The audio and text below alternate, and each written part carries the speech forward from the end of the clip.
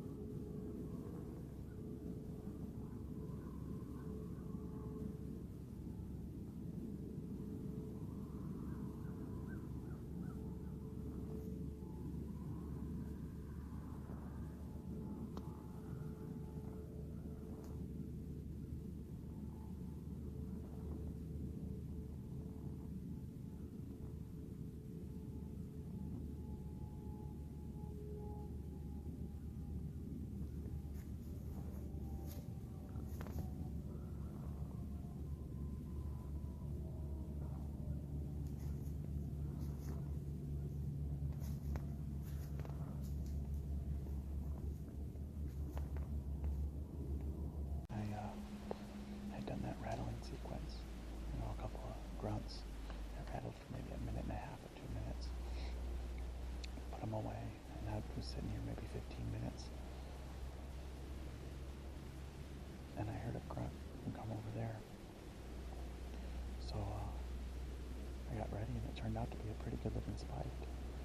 Not a deer that we want right now, but in 2 or 3 years, that's going to be a solid deer. So cool interaction. He came to within 4 or 5 yards of the stand.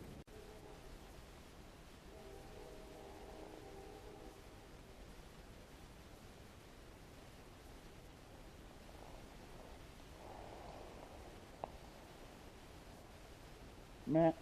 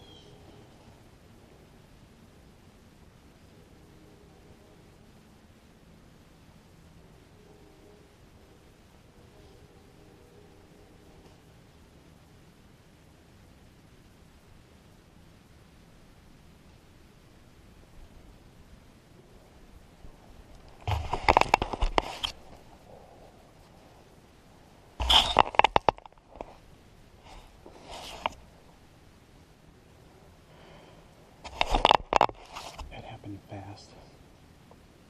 And first off, I gotta say, I'm pretty disappointed in myself. One thing that I strive for as a hunter is to never let a deer know that I'm there. I don't ever want them to die in fear. I don't want them to live in fear. I don't want them at all to know that I exist. I want that to be the quickest death. I don't want them to know that they're hit. I messed up bad right there. I let everything get the best of me. I don't know if you heard it on the video. I started to draw, and my rest squeaked. And I've had that issue before where I sit a rain or a mist, and my next hunt, that it squeaks on the draw. So he hits right there, and I just slowly pull on it a little bit, and I hear it squeak. So from there, I was trying really, really hard to make it quiet. So he gets her out there. I didn't have time to range him. I guessed him at 25, and I stopped him. And to be 100% honest with you, I stopped him too early. But at the same time, I didn't stop him early, because when I'm looking at it now, I had no clear lanes, and there's no guarantee he was coming in here. Had he gone through there, I wasn't getting through there. So I stopped him, and there was a tree that big around, right there on his vitals. He rolled his shoulder up, and I thought for sure I had plenty of room to ease one up in there. Let it go, and it dropped him on the spot. I think I hit him high shoulder. It doesn't look high shoulder. It looks right there, but I hit him shoulder. Dropped him on the spot. I don't know that I needed to put an extra one in him, but like I said, I feel like a failure as a hunter every time I'm letting an animal die in pain. So I put another one in him. I don't care if there's an extra holes in there. I don't care if that ruins the cape if I'm going to mount it, because I care about that animal. So he's down. He's done for sure. That's why I'm talking so loud, because like I said, I would never want them to know I'm here, so I like to keep a low profile. I'm in my climber right now. I don't even know what time it is. Let me get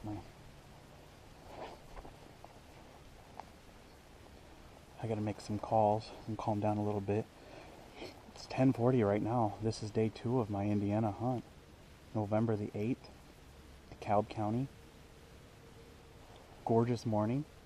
This is a property my grandpa showed me back when I was in high school, and it's just a 4 or 5 acre plot of woods here in the middle of an open bean field. You look around, it's just people overlook these spots for hunting, and I've had great success here, and I love it because my grandpa walked it with me, so I always get a connection here that I get no other place I've ever hunted. So anytime I can come here and hunt, it's a great day, but anytime I can come here and take a deer, it's an even better day.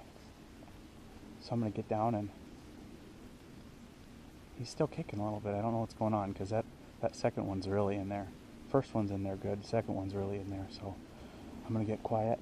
I'll give him some more time, and we'll get a good look at him. Okay, so here's the deal. I got down out of my climber.